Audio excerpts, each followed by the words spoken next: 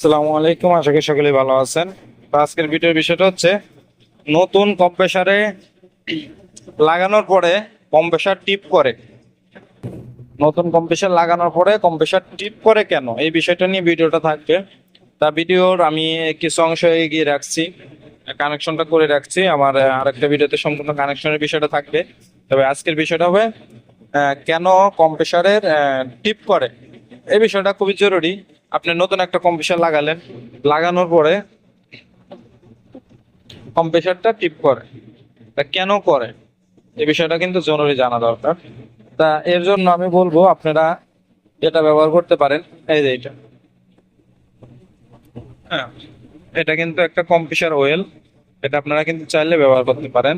এখানে লেখাই আছে refrigerant R12, R11 and R134 with এইগুলা যায় R34, R13, 22, একটা 14, 502, এইগুলা ব্যবহার করতে পারবেন। কি কি কোনটা কত ডিগ্রি আনতে পারবে এই বিষয়টাগুলো এখানে লেখা আছে, যে কোন কোন গ্যাস আপনারা থেকে এটা কম্প্রেসার অয়েলটা ব্যবহার করতে পারবেন। এই গ্যাসের মান অনুযায়ী কম্প্রেসার অয়েল ব্যবহার করতে হবে। তা এটা ব্যবহার করলে কি হবে, এটা ব্যবহার করার ক্ষেত্রে এই তেলটা যে ব্যবহার করতে হবে এমন না। আমি যে বলছি এই তেলটা এরকম না, এরকম বলতে কি, এটা হচ্ছে কম্প্রেসার অয়েল। আপনি বাজার থেকে দোকান রেফ্রিজারেশনের দোকান থেকেও কিন্তু কম্প্রেসার অয়েল কিনে নিতে পারেন। মগের ভিতরে ওটা দাগ, ওটা উঠবে না। এবং তবে আপনার এই অয়েলটা আপনারা কিন্তু ব্যবহার করতে পারেন। এটা কিন্তু আবার সোয়াইন তেল ভাবে সোয়াইন তেল কিনে এনে ভরবেন না, এটাকে ভরতে হবে রেফ্রিজারেন্ট অয়েল। আমি বিষয়টা নতুনদের জন্য বলছি, আবার কেউ মাইন্ড করেন না। মানে সোয়াইন তেলের কথা বললাম এই জন্য, মানে দেখতে তো আবার সোয়াইন তেলের মতোই লাগে। হ্যাঁ, একবার তো আমরা ম্যাচে ডিম ভেজে ফেলছিলাম এই তেল দিয়ে, এরকম আর কি একজন, এই জন্য বলা কথাটা। এই বিষয়টা হচ্ছে যে এখানে রিফ্রিজারেন্ট অয়েল পাওয়া যায়। আপনারা চাইলে বাজার থেকে বলবেন যে রিফ্রিজারেন্ট অয়েল লাগবে, তা আমরা রিফ্রিজারেন্ট অয়েলটাকে এখন ঢোকাবো। ঢোকানোর জন্য আমরা সর্বপ্রথম কম্প্রেসারটাকে চালু করব। আলহামদুলিল্লাহ আমাদের কম্প্রেসারটা চালু।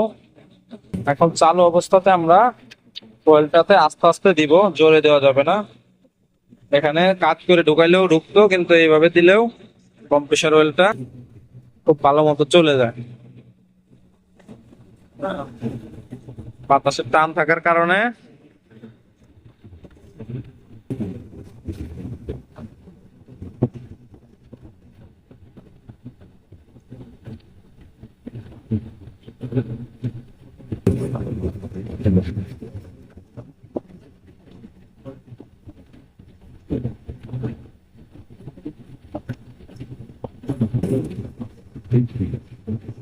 এটা কিন্তু আস্তে আস্তে দিতে হবে। জোরে দিলে আবার শাকসন দিয়ে তেল ঢুকে যাবে, তেল ঢুকে গেলে কিন্তু চলে আসবে তেল রিক্সা হয়ে। আমার কিন্তু 1 ফুট তেলও নিচে পড়ে নাই, একটা ফোঁটা তেল নিচে পড়ে নাই। একটু আস্তে আস্তে দিতে হবে, একটু অপেক্ষা করতে হবে, একটু রেস্ট নিতে হবে। কম্প্রেসারটা কেন টিপ করে সেই বিষয়টা আমি আগে জানাবো।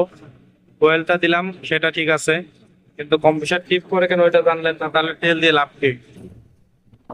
কম্প্রেসার কেন টিপ করে এই বিষয়টাও কিন্তু জানা দরকার। খালি ওয়েল দিলে যে টিপ করা বন্ধ হবে এমন নয়। আমি বিস্তারিত জানাবো, দাঁড়ান আমি ওয়েলটা ঢুকাই নিই। অনেকে মনে করে যে কি ভিডিওতে এত কথা বলি বা এত বড় করি, আসলে ভাই একটা কাজ শিখতে করতে সময় লাগে 2-4 বছর। একটা ভিডিও আপনারা যদি 10 মিনিট ধরে না দেখতে পারেন, তাহলে আপনাদের দ্বারা এই কাজ করা সম্ভব হবে না। আপনারা একটা সমস্যা সমাধান করতে যদি সময় নেন 2-3 দিন, 2-3 ঘন্টা, একটা ভিডিও 10 মিনিট যদি দেখতে আপনাদের কাছে সময় থাকে না, তাহলে আপনারা ওই বিষয়ে সমাধান করতে পারবেন না, আমি বলে দিলাম।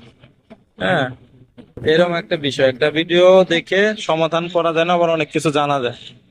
তো যাই হোক, এই ভিডিওর বিষয়টা হচ্ছে যে আপনারা টিপ করলে কেন টিপ করে এবং টিপ করলে তার সমাধান।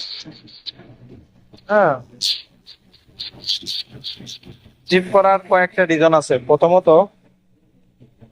এই যে কন্ডেন্সার আছে, কন্ডেন্সার যদি ব্লক হয়, ময়লা, অতিরিক্ত ময়লায় কন্ডেন্সার ব্লক, ওই ক্ষেত্রে কম্প্রেসার টিপ করতে পারে।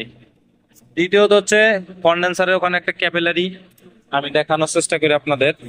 একটা ক্যাপিলারি টিউব থাকে, একটা স্ট্রেনার থাকে। এটাতে স্ট্রেনার দেওয়া হয় না অরিজিনালি।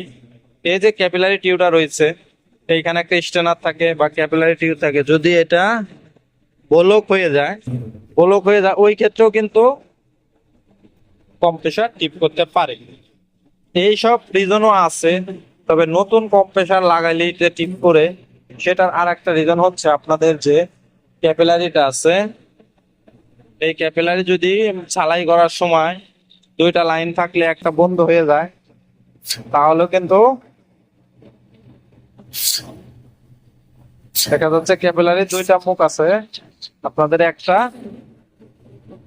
ব্লক হয়ে গেছে, তখনও কিন্তু কম্প্রেসার ঠিক করতে পারে। এখন আমি যদি একটু শর্টকাট আপনাদের একটু এটা দেখাই যে এখানে কিভাবে কানেকশনটা করলাম, এই বিষয়টা কিন্তু জানা জরুরি। যে যেমন এখানে আমাদের যে কমন লাইনটা, শীতে কমন লাইনটা সরাসরি ফেজ কানেকশন হবে। এখানে যে রানিং লাইনটা, রানিং যে সবুজ তারটা, রানিংটা আমাদের ক্যাপাসিটরের নিউট্রালের প্রান্ত হবে, যে প্রান্তে আমি নিউট্রাল লাগাইছি ওই প্রান্ত। স্টার্টিংটা হবে এই যে হলুদ তারটা, স্টার্টিং 1 লাখ ক্যাপাসিটরের অপর প্রান্তে, মানে যে প্রান্তে কোনো কানেকশন নেই ওই প্রান্তে হবে স্টার্টিং। আশা করি বুঝতে পারছেন। আর এই যে এলআর এর একটা বিষয় আছে, কত এলআর 1 টন 2 টন, তো 36 এলআর হচ্ছে 1 টন। এই কম্প্রেসার গুলোর ক্ষেত্রে কুলফন, বিস্টল, এই পিস্টন টাইপ কম্প্রেসার গুলো হচ্ছে 36 এলআর 1 টন। এবং শুধু এটা না, কম্প্রেসারের ইয়াই হচ্ছে 36 এলআর 1 টন। বিভিন্ন মডেল থাকতে পারে, তবে এটা রিফ্রিজারেন্ট R22 এলআর 51.3। আর এই বিষয়টা হচ্ছে এটা, হ্যাঁ, এখানে এটা হচ্ছে কম্পিউটার মডেল এবং সাইজ হচ্ছে 1.5 টন, এটা 1.5 টনের মতো। এই হচ্ছে বিষয়। তা আশা করি সবই বুঝতে পারলেন কেন টিপস করে, কি কারণে।